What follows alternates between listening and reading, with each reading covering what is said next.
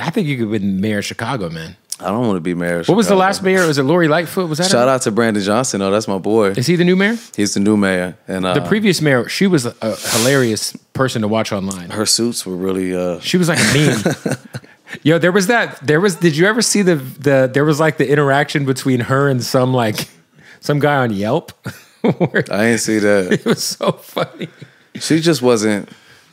She didn't have a constituency, and she wasn't open to addressing what was really going on. Like when she had a conversation set up with me, she found out, that I was very critical of the police. That's her name, right? Lori Lightfoot? Lori Lightfoot. Yeah. She found out I was so critical of the police, and so she just canceled the conversation because she wasn't willing to actually discuss what's going on in the city. You know what I mean? Chicago is a city with so many harsh realities that it's like, how could we ever move forward if we don't face those realities? I think we have a lot of subcultures and ideas in our culture that are destroying us too, like op culture. Mm-hmm. The idea of ops is one way that we've been brainwashed in Chicago and in every hood and in rap music to believe that we are innately against or enemies of ourselves. It's almost like we're staring in the mirror, pointing a gun at ourselves because we've been taught that you're from this block, I'm from this block.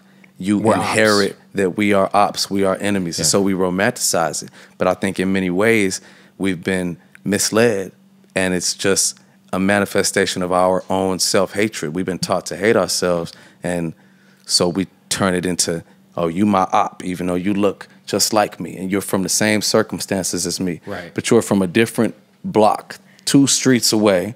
We don't own these projects. Right. We don't own these Section 8 houses. We don't own these vacant lots. We don't own these liquor stores. We don't own these gas stations, but we die for them every day. It doesn't make sense.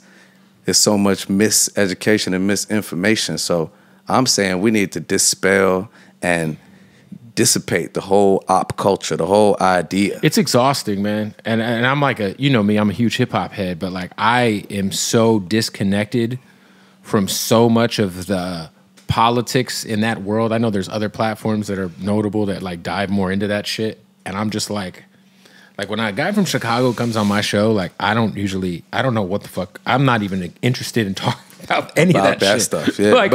But that's it's good exhausting, bro. That's good because a lot of people, a lot of guys, I see the interviews and they just try to stand on that and try to force these artists to speak about their ops or who they've bickered with and who they have beef with, and then if they don't want to, either take offense or, it's like, I think that the role of a journalist or a steward of culture, as you are and people that are your contemporaries, is one that has to be treated with a lot of respect and a lot of reverence, man, because there's so much influence, and it's like this music that we make that we aspire to rise from out of the gutter with, and we put our heart and our soul into it, and oftentimes it's a reflection of good and bad, everything that's around us.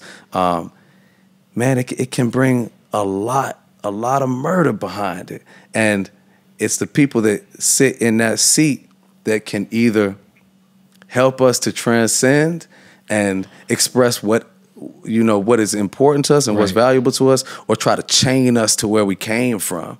And it's like, man, I know it's clickbait. I know it helps. Yeah, I mean, it's to me, it's like, there's real lives on the line. People really dying from it, though. To me, it's like, I got to be able to. Why you want me to talk about it on record? That's the thing I think is crazy about hip hop. Is I think that we've reached an era and an age when snitching on yourself and self-incrimination, it's at an all-time high. People encouraging you to incriminate yourself is at an all-time high. You get on here and they want you to give a detailed account of what crimes you've committed. I'll have to stop artists in interviews sometimes, and I'll have to hit them with the allegedly. Yeah, allegedly. Because I'm like, allegedly. Whatever. But it's such a catch-22 though, because we've seen that those things go viral. So if you're a young artist or a young nigga in the street aspiring to be an artist, and you see somebody catch a murder and that skyrocket their career. Yeah, that can heat your career up if you go talk about it or you that can really excite somebody to think, okay, well, maybe this is a way that I can change my life, my family's life, because it's working for everybody else. Being on Front Street about some street shit, or going to do some street shit, making the music about it, for sure, and the record labels profit from it. So they're not going to you're incentivized to do that because it's good for your career. In theory, you know what was it's not good for your life. It's not good for the bigger picture. But you know what was super wild to me, man, was like realizing that everywhere is not like this. Like not even in hip hop. You know, being in South Africa, which is also a pretty violent, explosive place in its ways. But learning that their hip hop scene is like, that doesn't fuel your career. That doesn't help you. Then you're seen as harder to market. And I was like, it's crazy because it's the opposite in America. It's like if you're stamped and your criminal history is validified, then this can be the main.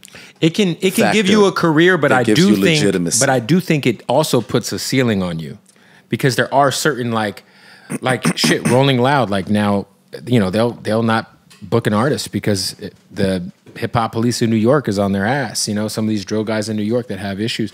And my whole approach to the whole situation is like, I've had very few situations where I've had any sort of conversations that were like beef driven. And if it ever gets brought up, it'd be because like there's two guys from Jacksonville that have like, Jacksonville's crazy.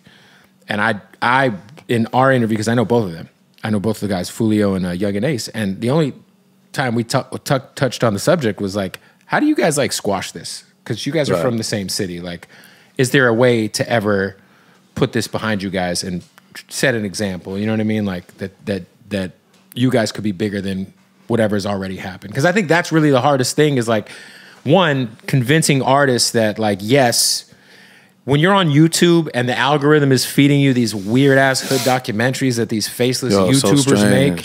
So strange. That shit is so There's weird. A whole mega micro economy on YouTube of faceless YouTube creators that just do hood commentary. Do street beef. It's crazy. Drill It's insane. You don't know what these guys look like. Maybe somewhere in Utah. You don't know what they look like. They're making millions of dollars. Germany. They're making millions of dollars off this shit. It's real shit. It's like hip hop is in that way, like trauma porn for people outside of our community. Yeah. You know, we don't need to sit and watch that because that's going on in our real lives. But like you said, if you're an artist and like you're trying to get a buzz, it's like almost like, well, how do I make people give a fuck? And well, I know that this is what people will care about, but then there's real life consequences to that. You might lose your life. Your friend might lose your life.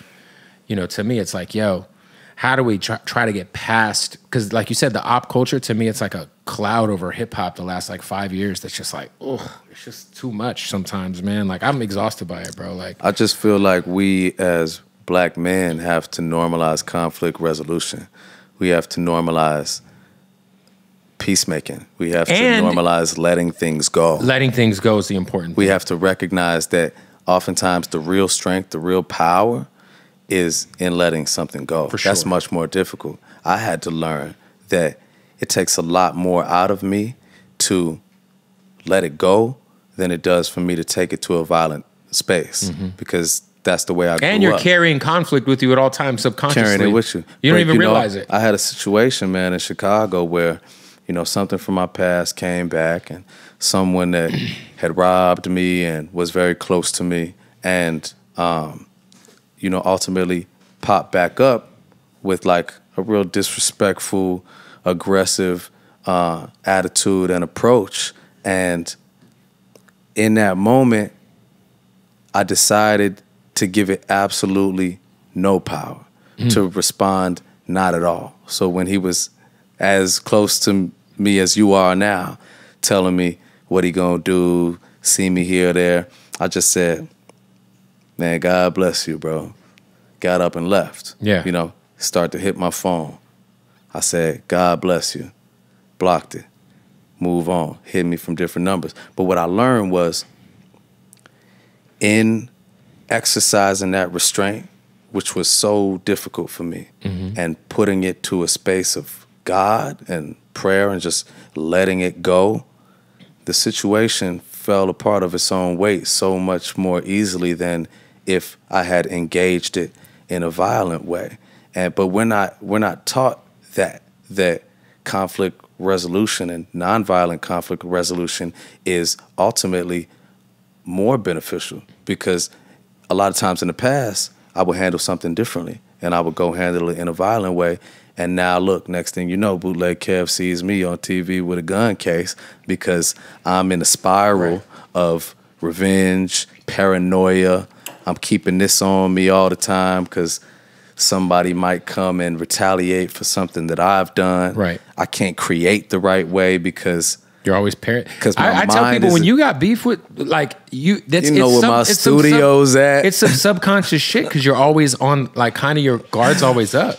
Well, that's the thing that we experience, man. Is like we live in a constant state of survival mode, and the brain reacts to that like we're in the wild at fear of lions attacking us. Our amygdala is responsible for the cortisol that keeps us in fight or flight mode. Right. And in our communities, in our neighborhoods, we're always in fight or flight mode because you're always ready to either kill or be killed. So especially while you're beefing with people and experiencing the op shit, it's like your amygdala and your cortisol is overactive. So you're constantly tense, you're constantly stressed, you're ready to go at any time. And for me, it's hard to like move from a place of peace and like really be focused on what's important when I'm doing that. And it just ultimately it fucks the money up, it fucks the spirit up, fucks the energy up. Energy for sure. You know, find yourself in a jail cell or,